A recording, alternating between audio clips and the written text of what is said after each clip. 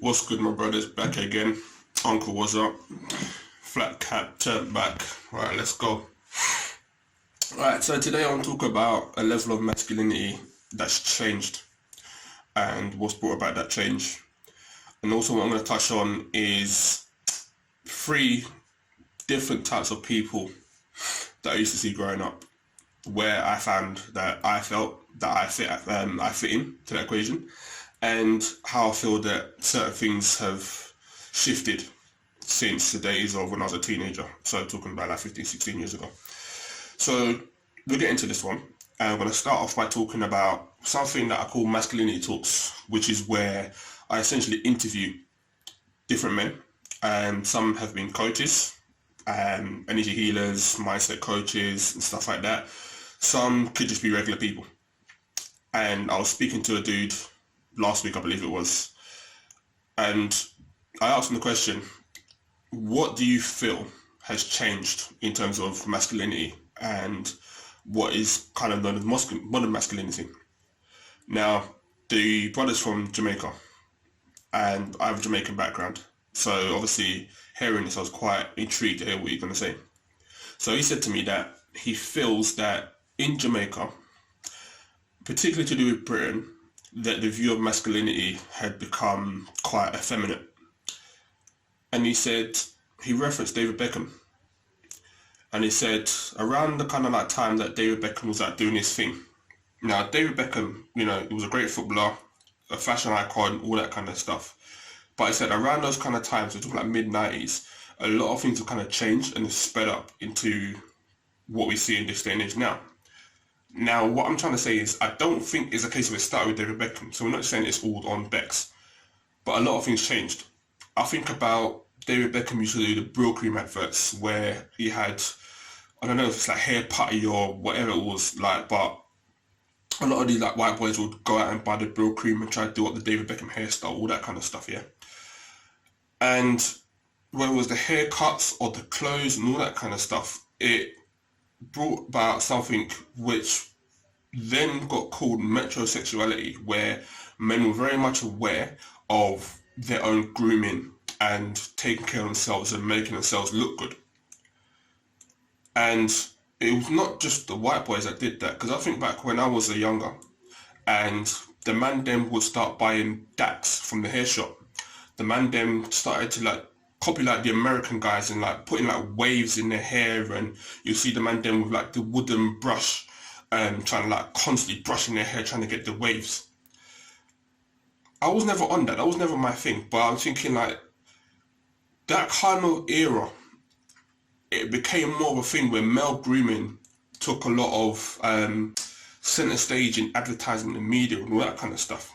So I kind of understood what you're saying in terms of things shifted, and especially over here, I used to see it like there's a lot of people that kind of went on that kind of wave. Some didn't, some did. So a lot of people went on that kind of wave. Now, I'm even thinking that I'm hearing that guys are doing this fish tank thing where they sit down and put their foot in this fish tank, and then you got these fish that come eat off the dead skin off their feet and all of this stuff. Man, them getting pedicures and manicures and all that kind of stuff. Now, don't get me wrong, I'm not saying that I feel there's anything wrong with that if that's what you want to do. I'm very much a live your life and do your thing. I don't really care like that.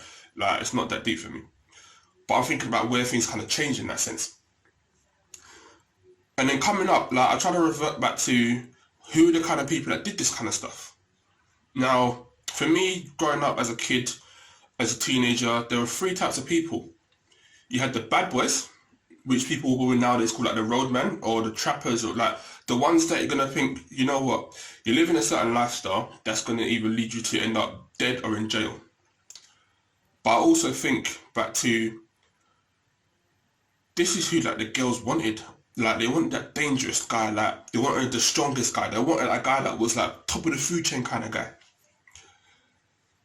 So a lot of guys wanted to kind of be that guy or be in that circle, whether it's because they had influences from older brothers, older cousins who might have been running the ends, or like big boys on the ends and all that kind of stuff, thinking like, right, why do you man want to follow that kind of lifestyle? Like, you see it's dangerous and like it's fast money, but then it's like pure violence, because again, when I was growing up, there's a lot of stabbings, some shootings, like people getting rushed and postcode wars and all that kind of stuff. So you're thinking, why do you want to live that life? but some people were in it. Like, it's just, people felt that they were the products of their environment. But I got a little story on that a little bit later. Second to that was the street boys. So probably the ones that he felt were more in tune with the metrosexuality side of things. So doing the waves and the dacks and you know, earrings and all that kind of stuff, like trying to look good and trying to impress girls and sweet up girls. And I kind of attribute a lot of this to like old school like R&B hip hop kind of movement, where you had like the street boys like Amarion and Lloyd and all those kind of guys. You're thinking, right, these boys are sweet boys, like they're just suiting up the gal. So you had that kind of group of people. And if I'm honest, I saw myself as a bit of a sweet boy. I definitely wasn't a bad boy. Like, I didn't want to live that life. I'm thinking, right, I'm not going to jail for nobody else. I don't want to end up dead just because of where I live, all that kind of stuff. So it's like, you know what? I knew it was a case of I had to grow up, and as long as I can hold it up for myself, no one can take me for an idiot. I don't need to live that life on the roads, because I weren't brought up to live that kind of lifestyle. I didn't want to live that kind of lifestyle, and I saw a lot of people kind of like wasting their lives. So that worked for me. Cool. I saw myself as a bit of a sweet boy. You know, I always kind of had the hat backwards thing, but I got like my ears pierced and all that kind of stuff. I never did know the fish tank thing. Not about the pedicure and manicure thing. Like, to be fair, my toes are dead. But I digress. That was a choice that I made, thinking, you know what, this is probably what I see that I fit. And then the third group of people were the Neeks. Now, the Neeks were the people who were highly intelligent in school, the ones that had the good grades and stuff like that, and essentially found that they were focused more on pushing the academia level of their growth. That's where they found achievement. That's where they found that they had that validation in their life.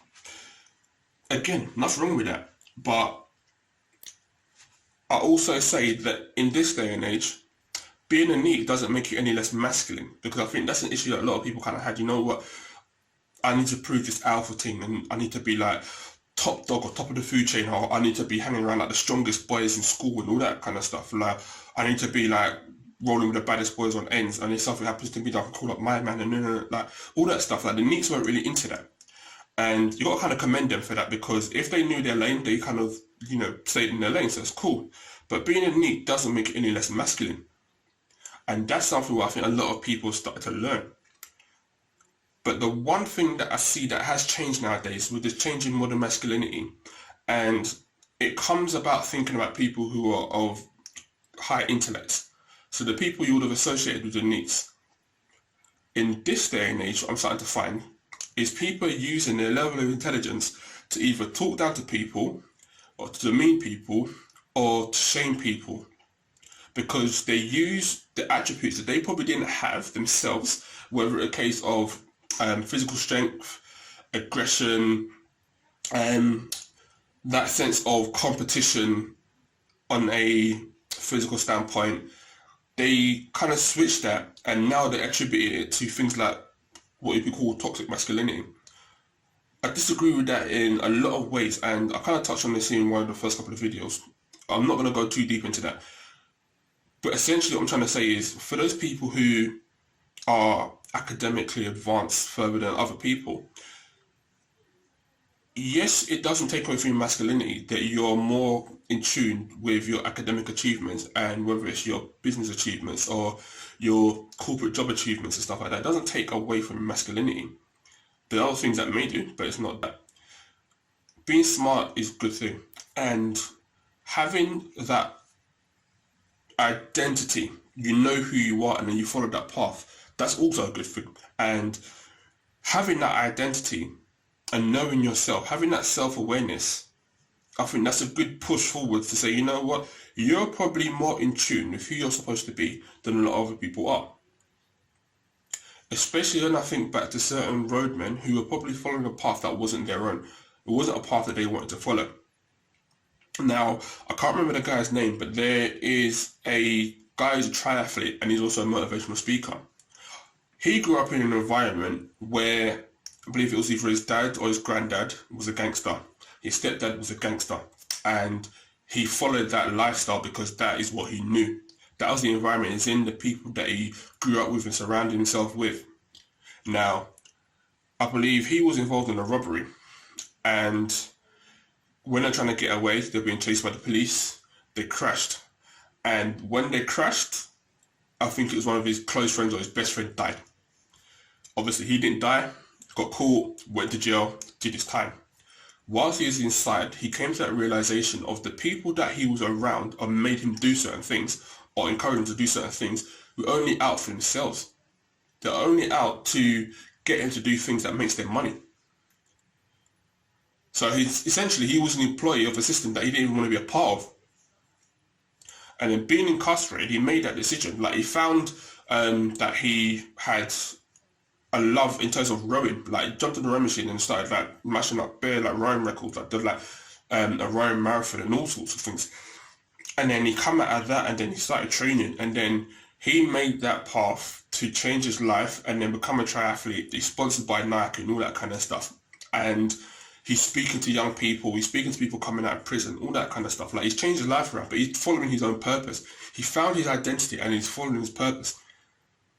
He was self-aware enough to know that what had happened in his life previously weren't suiting him. It wasn't what he really wanted. But then he found his path. Not everyone knows their path straight away. Sometimes you got to go through a lot of shit to find your path. But once you find your path, walk that path and don't turn back. Keep on going. You got to keep on pushing, because you found something that you feel, this is going to suit me. This is, I have like not just a passion, but this pulls me. It's not even something that I'm chasing. This pulls me in. This is something that I want to be a part of. So once you find that, there's something that you got to kind of push with. So when you know who you are, once you kind of find that identity, no matter whether it's a case of being following that bad boy path, that's not something I promote or condone. Especially when you're living your life to hurt others, I wouldn't promote or condone that. But know who you are. Is that really you? Think about that. When it comes to the sweet boys, my message there is, do you really need to be chasing women? Because that was the thing with a lot of sweet boys. It was a constant pursuit of chasing and conquering women. There's an issue there if you think that your masculinity is linked to how many women that you can sleep with. People saying, yeah man, I brought down this girl, that girl, this is my body count, blah blah blah. Like, there's actually more of an issue there than you know. And a lot of the time, you don't even know your identity. You don't even know why you're chasing women. If you're with a woman and you break up, and then, your mental health is affected, you'll mash up, and then next thing you know, it's like, oh, what am I going to do? Like, I've got no one in my life, I feel lonely. And then it's like, who are you? Do you feel like you're nobody without a woman in your life? That's a deep question. If you feel like you're nobody because you've got no woman, then you really need to take some time, take stock and say you are.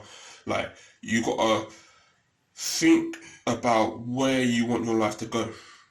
What value do you hold in this world? Because trust me, there's value there. It might be a case of, right, you need to take some time away from women and then figure out what it is that you really want for your life. What are you really striving for? What's your value? Once you find that value, yeah, keep on pushing, and then women will come. You ain't got to really worry about the gallery like that, because they'll come. You need to make yourself the most attractive proposition possible, and it's all areas of your life, because if you're damaged, all you're going to do is constantly leave your damage in different women's lives, and that's dead. That's not the one. And again, if you're one of these people who are classed as a Neeks, one of them highly intelligent people, you've got to be aware on how you're affecting other people. Yeah, there's other areas of masculinity which you may be lacking in. There may be a case of you're more in touch with your feminine side and stuff like that, and the feminine energy, all of us need, the man that we all need that. But again, that's another subject for another day. What I'm trying to say here is, if you were a Neeks and you know what your path is or what your path was, then stay on that path, but also mind how you interact with other people. Not everybody who doesn't agree with your way of thinking is toxic. Not everybody who is more physically dominant is toxic. All that kind of stuff. Like, all that stuff, you've got to allow that. That stuff's got to drop out. And so, you know what? You've got to start seeing people for who they are and what they do. Because there's merit in being physically strong. There's merit in being highly attractive. And there's merit in being highly intelligent. Alright? So just remember that. Anyway, that's my message for today. What I'm going to say, if you like the video, hit the like button with the thumbs up and all that. If you like the message that I'm sharing and you want to be a part of the growth of this channel, then I beg you subscribe to the channel and hit that notification bell, because more of these videos are going to keep coming out. And if you miss it, you miss out. Alright? Me, I'm just gone.